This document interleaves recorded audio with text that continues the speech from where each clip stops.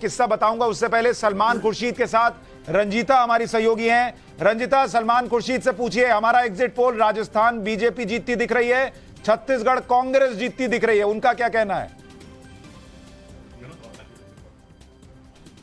बिल्कुल, देखिए सलमान खुर्शीद पूर्व केंद्रीय मंत्री हमारे साथ हैं और एग्जिट पोल जिस तरह से टाइम्स नाउ नवभारत लगातार दिखा रहा है, राजस्थान में बीजेपी की सरकार, मध्य प्रदेश में कांग्रेस, नहीं छत्तीसगढ़ में हो सकता है एग्जिट पोल जो दिखा रहा है, क्या उससे आप इत्तेफाक रखते हैं? जो भी है, एग्जिट पोल एक प्रयास होता है। कितना एग्जिट पोल इफेक्टिव है, कितना नहीं है, ये इस पर चर्चा हो सकती है। लेकिन एक बात बड़ी स्पष्ट दिख रही है, जो हम चुनाव में गए वहां देखा और अब एग्जिट पोल्स में भी ये आ रहा है।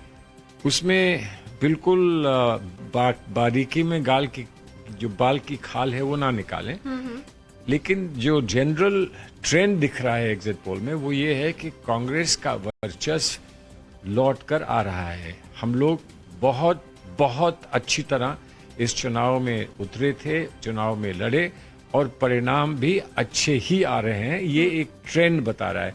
अब वो ट्रेंड यहाँ पर 19 है, यहाँ पर 20 है, यहाँ पर कुछ कम है, यहाँ पर कुछ ज्यादा है, उस पर चर्चा इस समय करने का कोई फायदा नहीं। 3 तारीख को सब कुछ दूध का दूध, पानी का पानी सब तो बिल्कुल हो जाएगा। लेकिन आप जैसा कह रहे हैं कि आप गए, आपने देखा, आपको लग रहा है कांग्रेस की वापसी हो रही है, क्योंकि 2024 अगले साल लोकसभा चुनाव होना है, तो ये एक तरह से लिटमस टेस्ट कांग्रेस पार्टी के लिए भी। 5 राज्यों में क्या लगता है आपके हिसाब से, क्या क्योंकि बड़े नेता हैं, आपने देखा है कांग्रेस किस तरह से काम करती है, किस तरह से प्रचार करती है, वापसी की उम्मीद इसीलिए दिख रही है? जो कुछ भी हुआ कम और बेश बहुत अच्छा हुआ।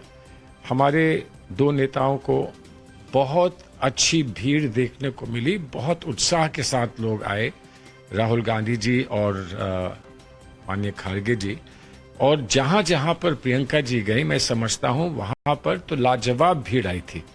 तो तीनों नेता ने भीड़ वोट में बदल जाएगी, क्योंकि भीड़ आती नहीं तो आप कहते, अब हम ये कहते हैं कि भीड़ नहीं आई लेकिन वोट आएंगे। लेकिन जब भीड़ आ गई है और जिस उत्साह के साथ भीड़ आई थी, और वही बात अब रिफ्लेक्ट हो रही है एग्जिट पोल्स में, तो ये मान लेना चाहिए कि ये वोट हमको पड़ेंगे और या पड़े हैं। और इसलिए कांग्रेस का वर्चस्व अब फिर कायम हो गया है।